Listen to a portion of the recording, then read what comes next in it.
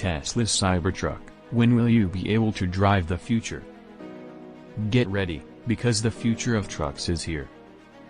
The highly anticipated Cybertruck by Tesla is on its way to revolutionize the automobile industry.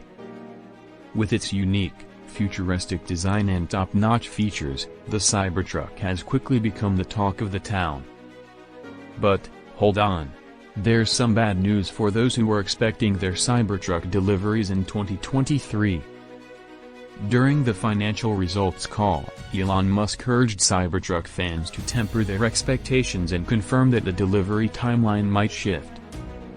However, Elon Musk hasn't outright said that Cybertruck production won't begin in 2023, which means that at least some production is likely to take place. Although the exact number of Cybertrucks to be delivered by the end of 2023 is still unknown, we can expect some orders to be fulfilled towards the end of the year. Despite the disappointing news, Tesla's earnings call was a huge success, with the company posting a 37% increase in total revenue and a 19% rise in profits. These figures show the demand for Tesla worldwide and how the company is constantly pushing the boundaries of innovation and sustainability.